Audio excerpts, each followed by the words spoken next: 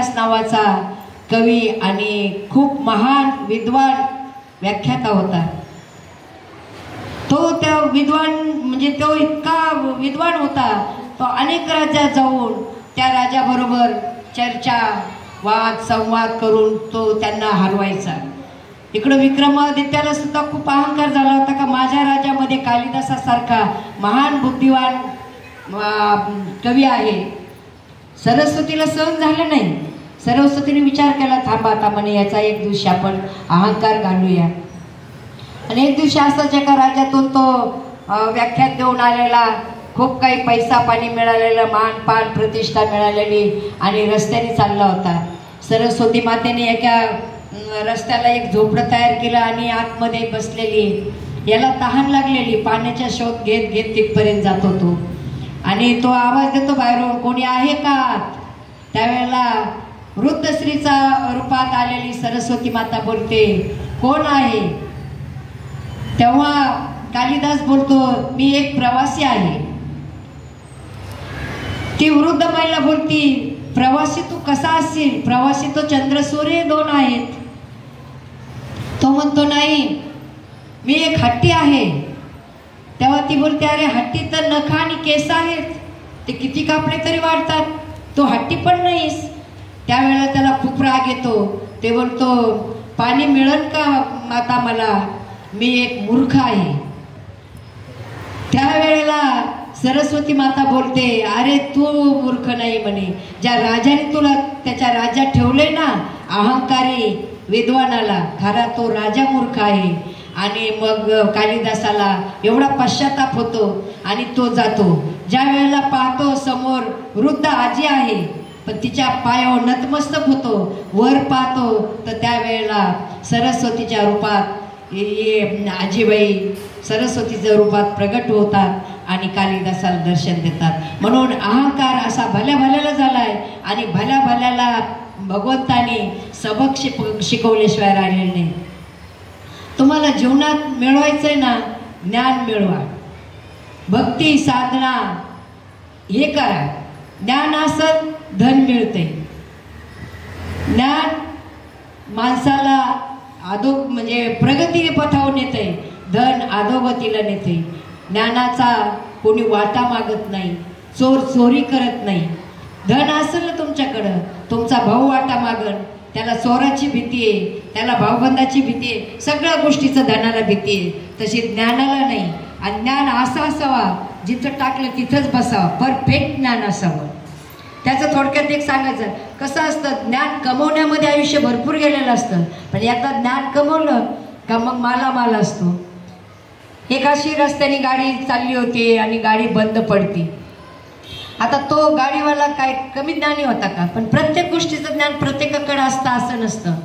गाडी बंद पडते, मेकॅनिकलला बोलवलं जातं, तो येतो, गाडीची पाहणी करतो आणि एक हातोडी मारतो। हातोडी मारली, गाडी चालू झाली। मग तो गाडीचा मालक बोलतो का किती पैसे झाले? तो म्हणतो 5000। तो म्हणे 5000? एक हातोडी मारली म्हणे, त्याचे 5000 कसे काय? आणि 2च मिनिटं लागले म्हणे तुला। तो म्हणे साहेब, ह्या 2 मिनिटाचे आणि एक हातोडी मारल्याचे हे पैसे नाहीत, ती हातोडी कुठं मारायची हे शिकण्याकरता मी माझं अर्ध आयुष्य वेचलेले, त्याचे हे पैसे आहेत। म्हणून ज्ञान असेल ना, धन चालत येतं आपल्याकडं। धनामध्ये खूप विकार आहेत, ज्ञानामध्ये विकार नाहीत। ज्ञान माणसाला उच्च पदावर नेऊन घालतं। आणि धन पण कसं आहे, धन जर असं म्हणजे जोडून या धन उत्तम व्यवहारिक असं धन असेल तर ते तुम्हाला म्हणजे जीवनामध्ये सफल करू शकतं। पण काही काही गोष्टीचं धन असं अचानक आलेलं, कुठंतरी मिळालेलं, ते धन तुम्हाला कधीच जीवनामध्ये सुख देऊ शकत नाही। त्याचा एक थोडक्यात आपण दृष्टांत पाहूया। एक शेतकरी असतो, दोघं भाऊ शेत नांगरत असतात आणि त्या नांगरताना त्यांना एक हांडा सापडतो, धनाचा हांडा सापडतो। आणि आता त्या मोठ्या भावाला लगेच त्याच्याविषयी मोह निर्माण होतो। आता ह्या धनाचा हांड्यातला आपला भाऊ वाटा मागेल का? मग काय करायचं? तो त्या भावालाच मारून टाकतो, वाटा मागेल भाऊ म्हणून भावाला मारून टाकतो। थोड्या वेळाने दुपारचं जेवण घेऊन आई येते। आई म्हणते, अरे दादा, बाळू कुठे गेला आपला? तेव्हा तो म्हणतो आई पाणी आणायला गेलाय. तास झाला, 2 तास झाले, अरे बाळू कसा नाही आला, गेला असेल दुसऱ्या शेतात, अरे बाळू कसा नाही आला. असं करत करत 5-6 वाजायची वेळ आली. ह्याच्या डोक्यातला काय हंडा जात नाही आणि आईचे काय प्रश्न संपत नाही. शेवट काय करावं त्यांनी, त्या आईला पण मारून टाकतोय. आईला मारून टाकतो. तो हंडा एका पोत्यात गुंडाळतो, नांगर सोडतो, बैलगाडी झोपतो आणि गावाच्या दिशेने निघतो. तो गावाच्या दिशेने चाललेला असताना 4 चोर रस्त्यात दाबा धरून बसलेले होते. त्यांनी याला धरलं, असं खाली पाडलं, जागीच त्याला मारून टाकलं. तो हंडा घेतला आणि 4 चोर एका साईडला जाऊन बसले. जाऊन एका बाजूला बसले, त्याच्यातला माल थोडा काढला, 2 जणांच्या हातावर दिला आणि बोलले का आता तुम्ही गावात जा, तुम्ही जेवण करा आणि आमच्याकरता जेवण घेऊन या. आता लक्ष देऊन ऐका, इतकं मार्मिक हे. गावात हे 2 जण गेले, ते पैसे काय होतं ते जेवण स्वतः केलं आणि आता ह्या दोघांना जेवण घेऊन यायचंय. त्या दोघांनी काय विचार केला, आता आपण ह्या जेवणामध्ये विष काढून नेऊ. हे गेलं, ते दोघं ते खातील, तो हंडा आपलाच. या दोघांनी इकडे विचार केला, जे हंड्याला राखण बसलेले होते ते म्हणे आता हे दोघं आपल्याला जेवण घेऊन आले का आपण त्यांना पाणी आणायला पाठवू विहिरीवर आणि आपण हळूच मागून जाऊन त्या दोघांना विहिरीत ढकलून देऊ, हंडा आपलाच. आले ते दोघं. आल्याबरोबर त्यांनी ते जेवण त्या दोघांच्या पुढं मांडलं. यांनी सांगितलं का आता आम्हाला जाऊन पाणी घेऊन या. ते दोघं पुढे गेले, हे मागून दोघं लपत छपत गेले, त्या दोघांना विहिरीत ढकललं, आले परत. आता निवांत आपल्याला जेवायचे, आता हंडा आपलाच आहे. जेवण करायला लागले. जेवणामध्ये विष कालवलेलं होतं. थोडंफार खातात ना खातात तोपर्यंत त्यांच्या अंगामध्ये विष पसरलं. हंडा कोणाचा आता? एका हंड्याने 7 जीव गेले. म्हणून धनामध्ये विकार आहे.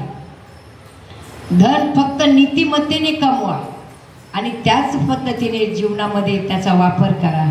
जीवनामध्ये ज्ञान खूप महत्त्वाचं आहे, भक्ती महत्त्वाची आहे. आता काल परवा आपले गोरोबा काकांची पुण्यतिथी झाली.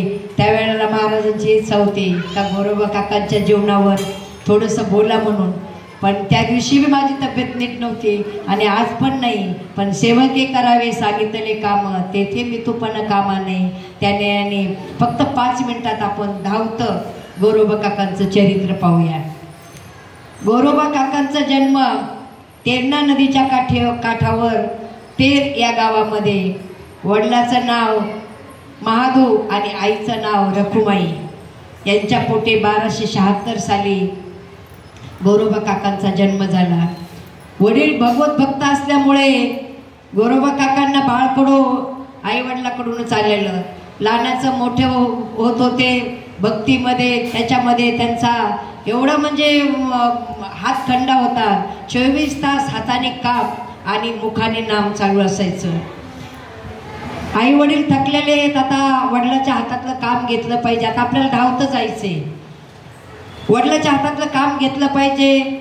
माती आणणं, चिखल तोडवणं, मडके घडवणं, बाजार हाट करणं हे गोरोबा काकांनी हळूहळू करायला सुरुवात केली. आणि आता वडिलाला पण जाणवायला लागलं का आपल्या गोरोबाचं आपण आता लग्न केलं पाहिजे.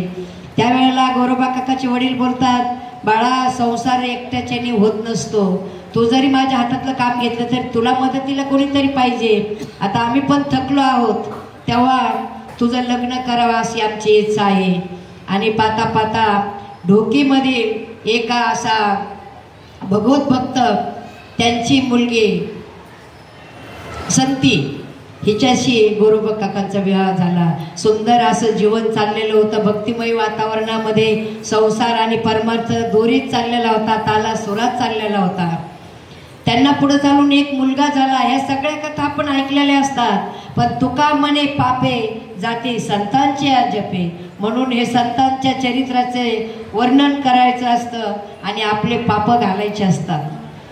त्या न्यायाने त्यांना एक मुलगा झाला. संसार खूप सुंदर चाललेला होता. एक दिवशी संती बोलते, स्वामी मी पाणी घेऊन येते, बाळाकडे लक्ष द्या.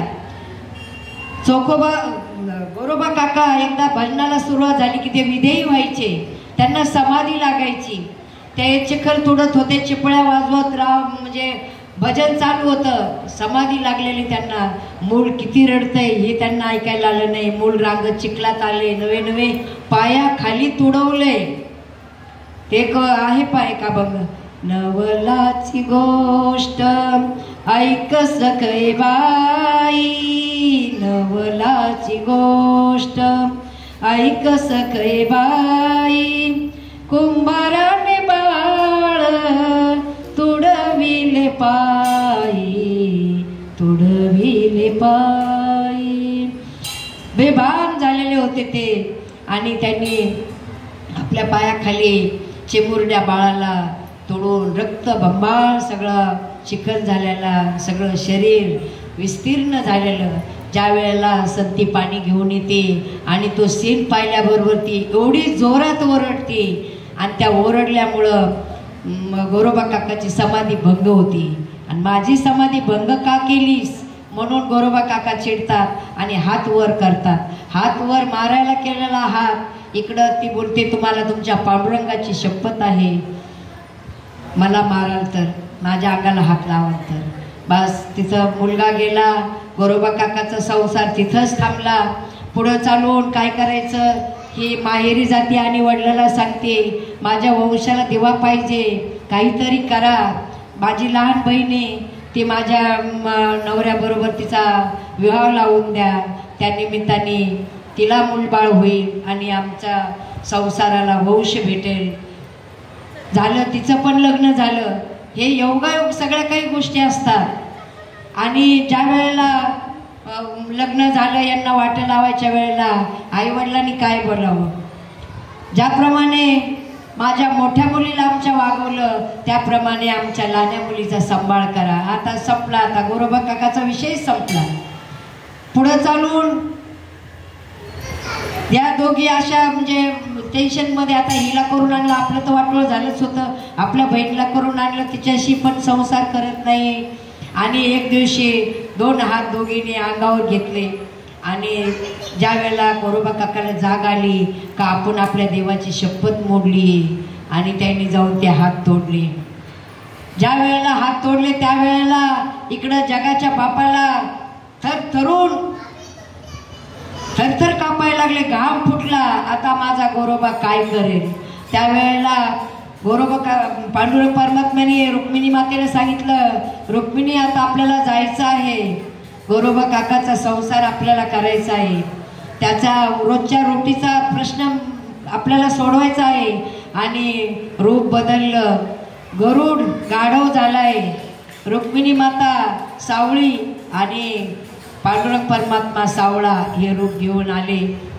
आणि रस्त्याने फिरतायत, काम मिळेल का, काम मिळेल का. आणि गोरोबा काकाचे ते जाऊन उतरतात आणि बोलतात, आमच्या गावाला खूप मोठा दुष्काळ पडलेला आहे, आम्हाला काम मिळेल का.